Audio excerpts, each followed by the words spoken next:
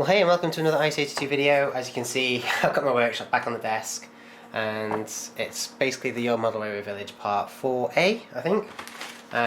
You remember in Part 4 that I opened, well, we had a very brief look at this pack, which is like a sort of level crossing pack. Well, it's not sort of, it is. And then this is the sheet of instructions that came with it. And they kept going on about dry fitting and stuff like that because I don't think, unlike the models, I don't think this is a part that you can properly decorate the way you want it to until it's actually part of the layout. But we'll have a look at that in a second. So I'm back here with my Humbrol workstation because it's brilliant for getting kits done, it really is. I mean, just look at all these kits I've got on the go at the moment. This is a recently completed aircraft. This is a Mosquito, de Havilland Mosquito, I think. And that's been, well, it's perfect. It's done. It's all ready. It's ready to go into the airfield. There's a little airfield to see, a little airstrip in the corner of the main layout. So that's been prepared for that. And then I've even made this one here, which is all crashed, and that's going to be filed down and then repainted, and it's going to be put in the layout somewhere, crashed and on fire. But I've got just enough room if I move these other two little bits of plane. That's a tiger moth, I think. So I've got just enough room here to crack on with this. So, level crossing with straight track. With this issue you receive a level crossing fitted with a length of straight track. I think it's a special piece since it's got holes in it. The crossing is designed to fit into the layout at the end of the main loop. We suggest at this stage that you do not glue any parts together. You may want to remove the gates in order to decorate the pavements and road surface. There we go. The instructions indicate which pieces should be glued when you want to fix the parts together permanently. Okay, so let's open this up then. Isn't that always the way? Yeah. I tell you, they should make Airbus aircraft out of this stuff. Okay, well maybe not. But there we go, we're inside. So this is our piece of special track, and yes, it's got holes in it, and none of the other pieces have, which is really odd. Those are the road parts, obviously. Look at that, they've even tried to texturize that, which is quite good. And then we've got another bag of bits in the middle. So chuck that to one side and open this little bag. I think scissors will do the job really well. Yep, there we go. So what have we got inside this? I'm going to be as gentle as I can.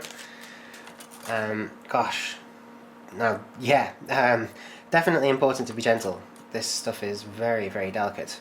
I don't know what, oh, that's the bit that goes in the middle. Yes, look at that. That'll go in the middle of the, between the rails. Right. Oh gosh, there's even metal wire. Wow. So that's the gate, that's a gate. There's a gate post, another gate post. So, okay. And that, I'm assuming, goes in between that. Yes, definitely, look at that. There's even the holes line up and everything. So that goes into there. Like that. There we go. And then that goes in the middle of the road. Yeah, the middle of the rails. And then this is going to come in from the side like that. There we go. Look at that. Not bad. Not bad. I've put quite a lot of level crossings together in my time by Batman and Hornby and even lots of other random little kits. And this isn't bad. It's not too bad. It's quite nice to have the metal, you know, strusses. Well, it's basically like a support into it that hangs from the top of the fence, the top of the gate, and that's quite nice. You know, you often wouldn't get that. So 2 passenger gates with tall posts, yes, check. 2 passenger gates with short posts, check. 2 wire support rods, check. 2 crossing gates, check. 2 road ramps, check. 1 frame to fit between rails. Well, that's the frame, yep, check. 1 wood effects section to fit to frame, check. And then a straight track with holes and sleepers to fit ramps, check.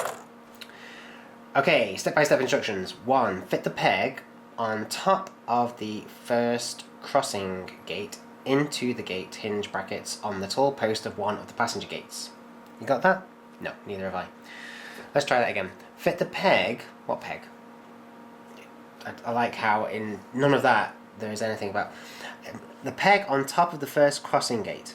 The first crossing gate. So, okay, this one. Let's take this. So this peg here at the top of this gate, into the gate hinge brackets on the tall post of one of the passenger gates. Right, so we need one of these tall ones. Ah, right, I see. So kind of like that. So it's got to go into that little bracket. Okay, something like that. Yeah, it definitely is. I'm not going to glue anything. Apply glue to the holes for the pegs on the bottom of the passenger gate. Do not glue the peg on the bottom of the crossing gate. Fit the 3 pegs into the appropriate holes. Ensuring there is no glue on the peg on the crossing gate. Well, that would make sense, obviously, otherwise it wouldn't be able to turn. Okay, yeah, we can do that then. So I will pick a ramp, get that part done, and then I'll see you again shortly. Okay, well, we're back. There's only been a split second for you, and it's only been about a split minute for me. It really was quite simple. Basically, I applied just a tiny little bit of poly cement to the hole on the left, the hole in the middle, shoved the actual, what's known as the passenger gate in for passengers. No, pedestrian. No, passenger. It's called the passenger gate, but it's basically for pedestrians, isn't it? And no glue in the other hole, so that the gate is free to open like that. Yeah, and I'm assuming it's going to, well, it's a little bit grindy, but, well, we can sort that out later. The important thing is that it's free to move left and right, and, well, I think we're ready to do the other side now. So I'll get that done, and I'll see you again shortly. Okay, welcome back. The next step was definitely not quite as simple as the first one. Fit the eye of the support rod over the peg on the post. The bent section of the opposite end should be pointing towards you. That sounds fine. In reality, it's not that simple. Loop the bend end of the support rod, I think it means the bent end, behind the socket on the bottom of the gate and anchor into the socket. Apply adhesive if necessary. Right, so they're asking you to apply adhesive to metal fixed to plastic, which is never very simple. You see, glue like poly cement works by basically melting the 2 pieces of plastic together till they form a new sort of bond. It's not very effective at melting metal, but basically that's what they're asking you to do. So we have put, as you can see, the metal support rod at the top of the hook there, and it runs along the back of the gate to the bottom, where the bent bit pointing towards you has gone through the tiny little hole in the bottom of the gate. And I've had to use the little clamps that came with the toolkit. If you remember, I think I got that toolkit free because I subscribed or something, I'm not sure. But I basically had to use those little clamps to hold it in place. I've put plenty of glue on. I don't dare to put any more on because it'll just make a mess. I've had to swing the gate right over so that it's not on the surface here, the road surface, because otherwise it would probably just end up being glued to that and the whole thing would be ruined. And I'm just hoping now that that's going to do the job basically, and that's going to hold it, because the metal rod is being bent behind the gate, so it's under tension. It doesn't want to go in the little hole. You're asking a piece of metal to bend and then stay there, and of course the metal just wants to bounce back. I mean, you know, that's how you make springs. And essentially we're trying to now use poly cement to overpower the strength of that spring. It's not going to work very well, is it? But I'm hoping that it'll pass. It'll be sufficient, and the little clamps should hopefully do the trick. All I can really do now is to put this to one side, let that glue dry, and come back to it in about half an hour or something. Annoying, but oh well. I've got to try. Okay, hey, and welcome back. And as you can see, my little clamp tool here has been holding our level crossing part whilst the glue dries. Hopefully it's okay. I really don't know. This is going to be a first. Yes! It has held. I think. Yeah, only just. But the metal support rod has held in place, and, well, I honestly didn't think it would, but it seems absolutely fine. So, oops, I did leave the cap off the glue though. That's probably ruined that little particular tube of glue. Hang on, let me just see. No, it's okay. It's still flowing. We got away with it. Right, So, part 5. Apply adhesive to the pegs on the bottom of the smaller passenger gate and fit into the holes on the right hand side of the crossing. And then repeat steps 1 to 5 to assemble the opposite side of the crossing. Okay, so basically all we've got to do now is to put the little passenger gate on this side into place. That way, yeah, that's it. And then we've got to do all of that again for the other ramp. So after that, that's when we crack on with the frame in the middle that goes between the rails.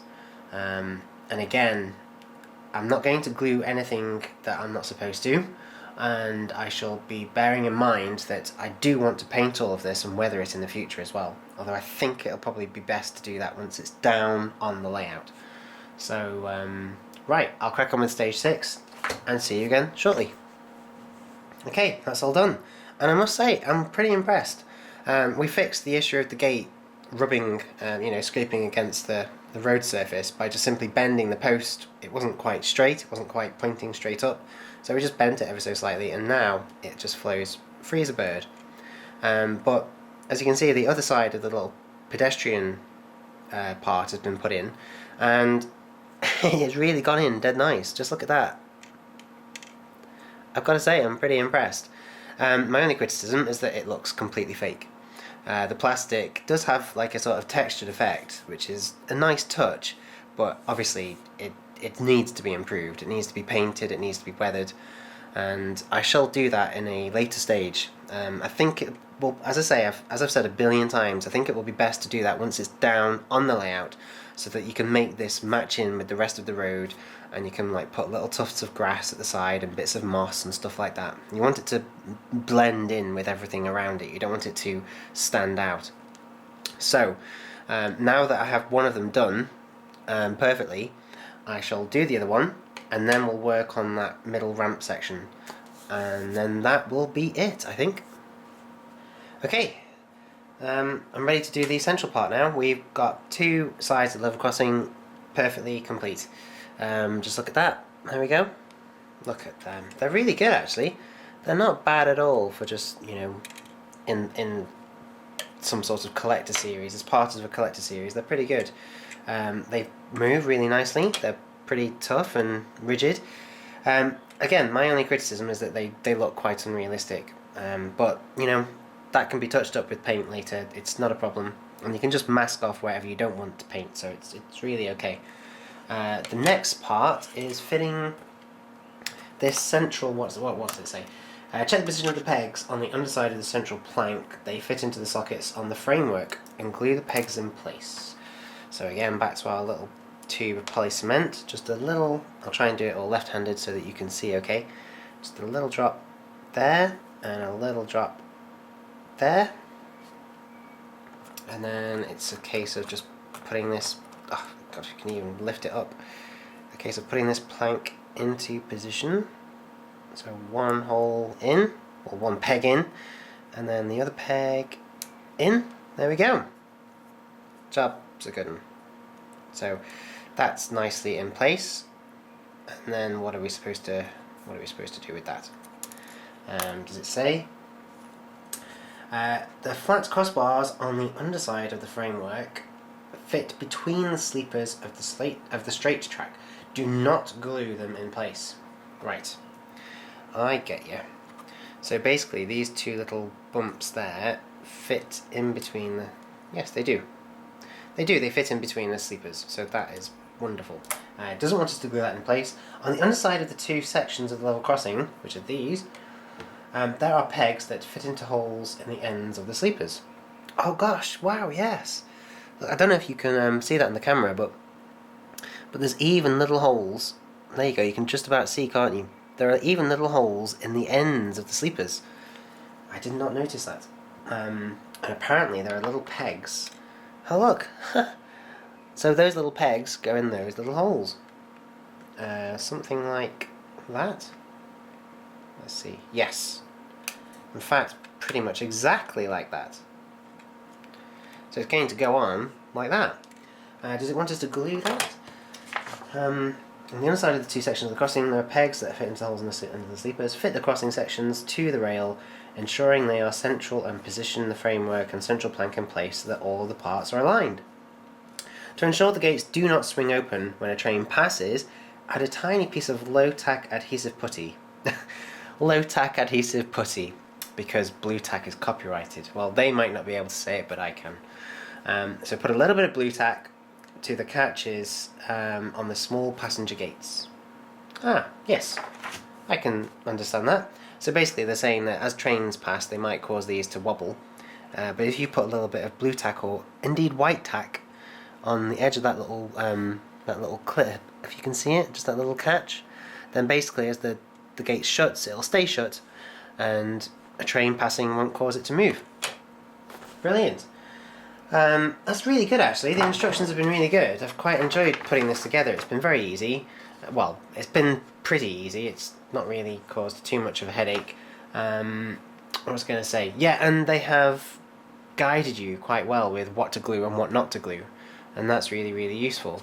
So now it's all put together, I can put it to one side, ready to put down onto the layout, the Your Model Railway Village layout, not my proper layout or the conservatory layout. And then in the future, at some point, it'll obviously have to be lifted up and taken back into the workshop and painted and weathered, and we'll get some nice little scenic bits of grass and weeds and stuff and make it look dead good. Okay, right, definitely got to press on, folks, because this is part 4A, and yeah, literally I think part 26 came the other day or something, so definitely need to move on. Thanks for watching. Feel free to leave a comment, give it a like, give it a share, and I'll see you soon.